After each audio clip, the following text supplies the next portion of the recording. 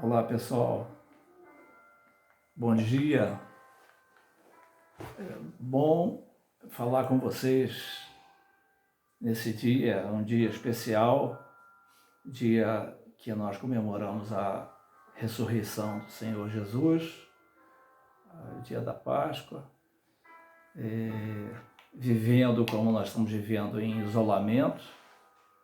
Quero, a propósito, falar que nesse tempo eu estarei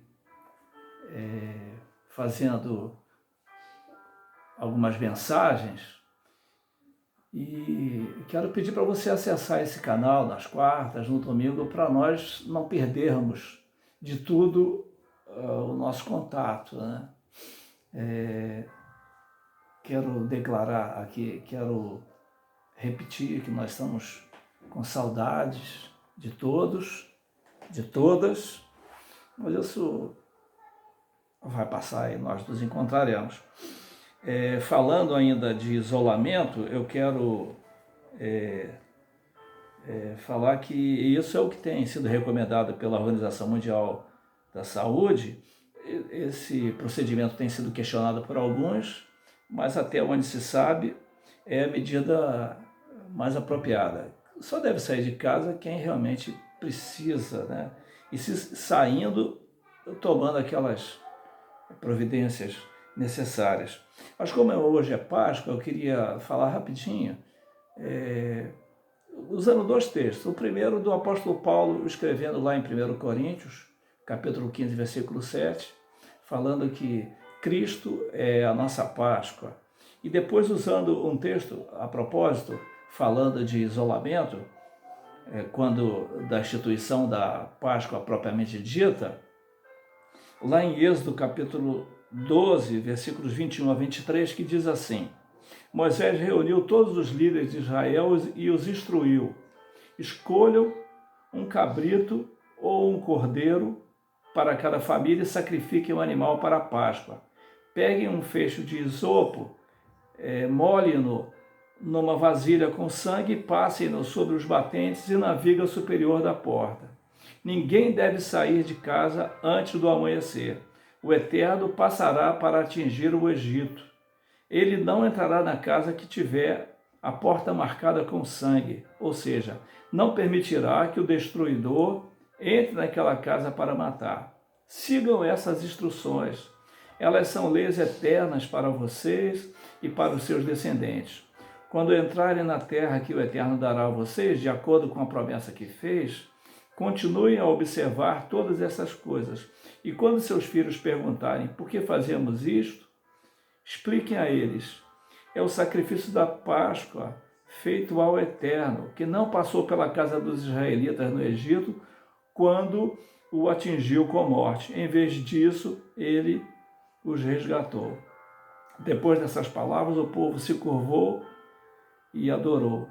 E os israelitas fizeram tudo o que o Eterno havia ordenado a Moisés e Arão. Então, a Páscoa, para você que está vivendo esse tempo aqui agora, que sabe ou que não sabe, ou alguma coisa desse gênero assim, queria dizer que Páscoa significa passar por cima a morte de todo primogênito.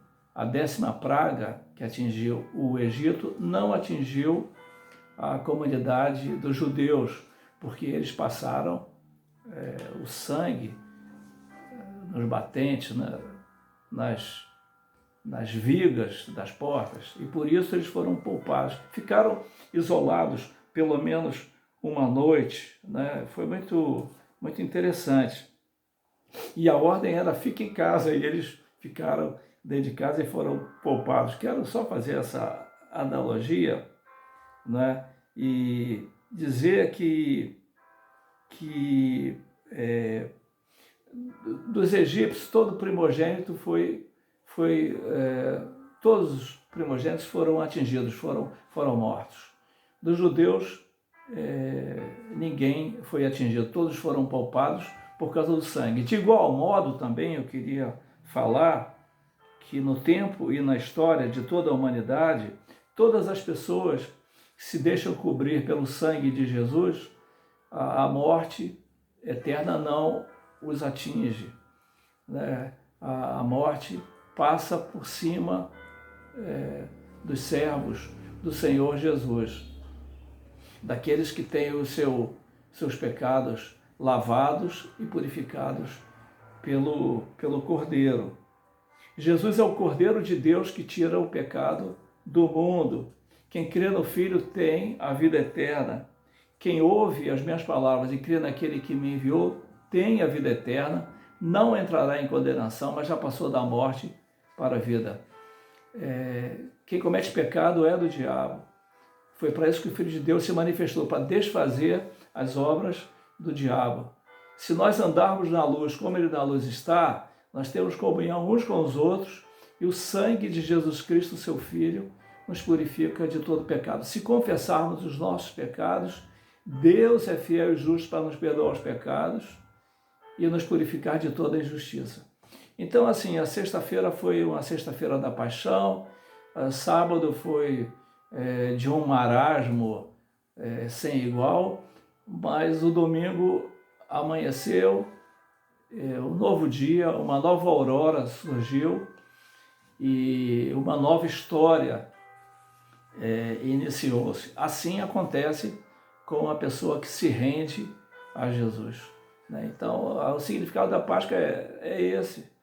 As pessoas até falam Feliz Páscoa, Boa Páscoa, coisas assim, mas o que deve ser ressaltada mesmo é que Jesus, como uma ovelhinha muda, ele foi sacrificado por nós, derramou seu sangue precioso para que nós fôssemos poupados, para que nós não morrêssemos, para que nós vivêssemos para sempre, tivéssemos paz, tivéssemos alegria, tivéssemos segurança, tivéssemos vida eterna como nós temos. É, sem dúvida alguma, a comemoração mais significativa, na minha opinião, do cristianismo.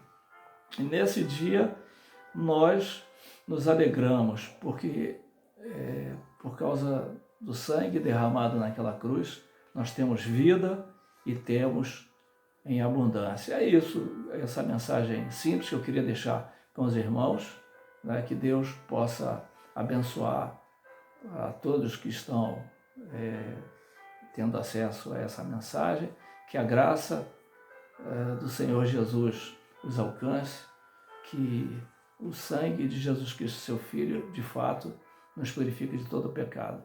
Um grande abraço, que Deus nos abençoe a todos.